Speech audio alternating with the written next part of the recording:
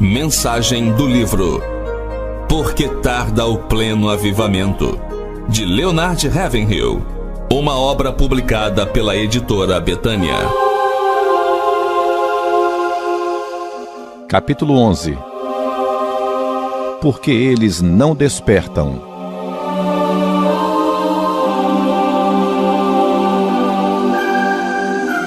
Os Estados Unidos não cairão nunca, já estão caídos. E isso se aplica à Inglaterra também. Nunca serão escravizados, seu povo já se acha acorrentado pelas cadeias de uma anarquia moral que eles mesmos criaram, eles mesmos escolheram.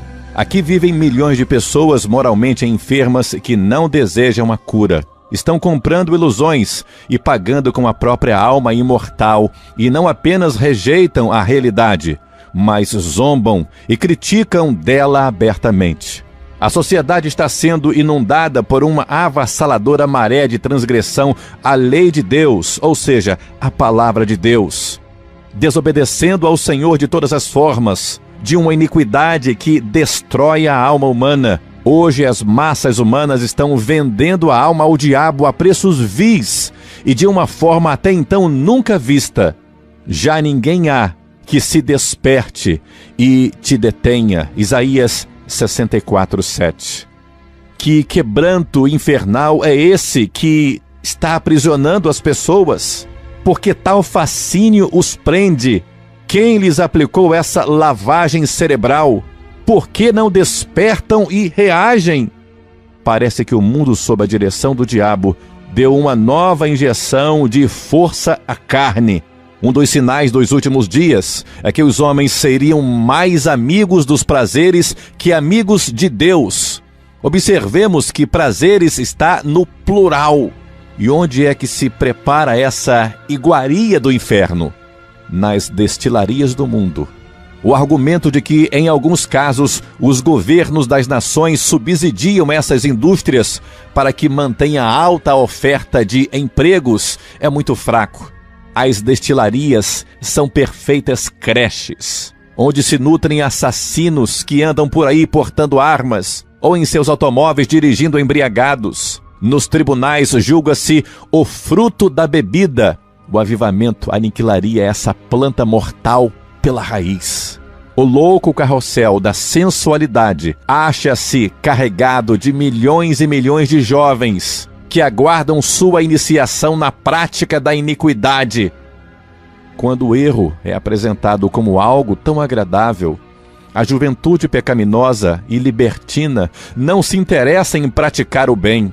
Por uma hora dessa vida maravilhosa, entre aspas, dizem eles, vale muito a pena arriscar essa especulação que os teólogos chamam de eternidade com Deus. Pensemos por um instante. Pode haver burrice maior ou prática mais animalesca do que um concurso de cerveja? Pois é.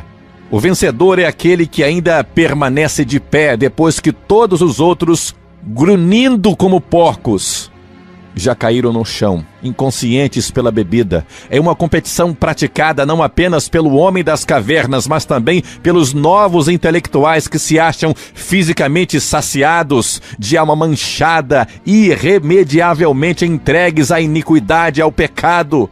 Saturados de luxúria, jogo e bebida, esses indivíduos adultos no corpo, mas moralmente retardados, entoam o lamento de Lord Byron, que diz: hoje só tenho cinzas onde antes tinha fogo. A alma que havia em meu corpo está morta. O que antes eu amava, agora apenas admiro. Meu coração é tão grisalho quanto meus cabelos. Se a igreja tivesse algo de mais vivo, positivo para apresentar a essas pessoas que de dia estão nos clubes recreativos e de noite nas boates, talvez elas pudessem ser afastadas desses locais da carnalidade. O que precisamos nesta hora é de corações fervorosos, olhos que choram e lábios dispostos a propagar o evangelho bíblico.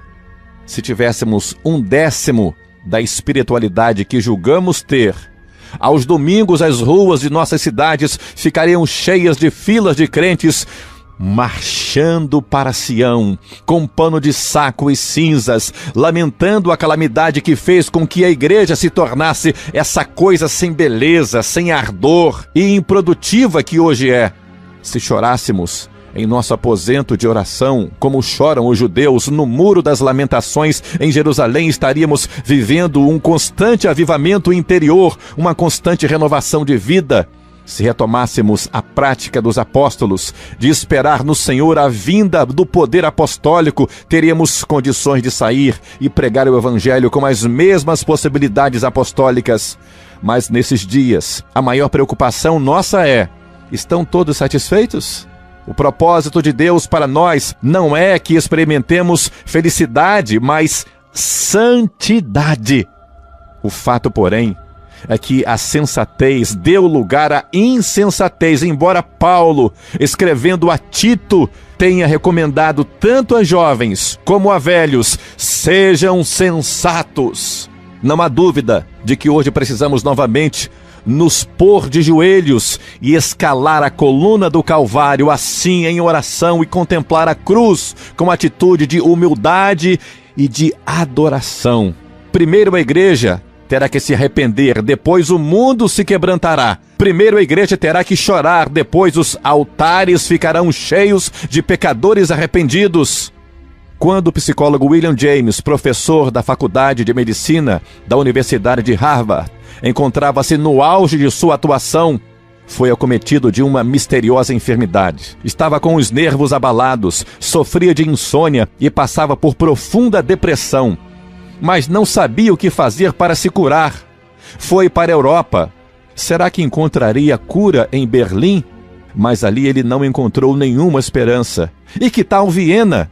A mesma coisa. Será que em Paris não acharia a solução do seu mal? Mas ali também não se encontrava o remédio para ele. Seu desespero foi aumentando. Foi a Londres e depois à Escócia, mas em nenhum lugar havia cura para sua enfermidade. Voltou para os Estados Unidos com a ideia de suicídio a passar-lhe pela mente.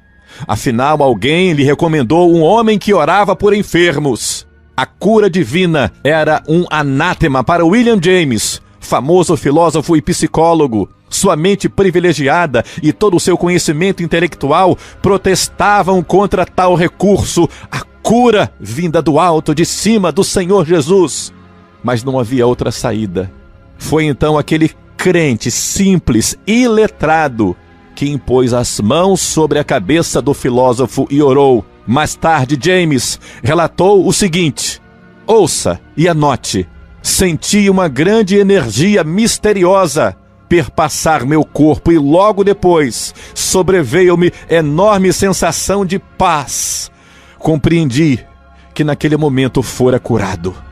Mas parece que quando se trata de curar a enfermidade maligna deste mundo louco, pervertido, o abana da ciência e o farfar da política são bem mais interessantes para nós, com nossa vontade obstinada e nosso intelecto desvirtuado, do que a cruz de Jesus. O fato, porém, é que se quisermos ver a restauração da humanidade, teremos que ser humildes, como foi o William James, e voltar à cruz de Jesus e ao seu poderoso e único sangue. Que o Senhor nos abençoe. Mensagem do livro Por que Tarda o Pleno Avivamento, de Leonard Ravenhill, uma obra publicada pela editora Betânia.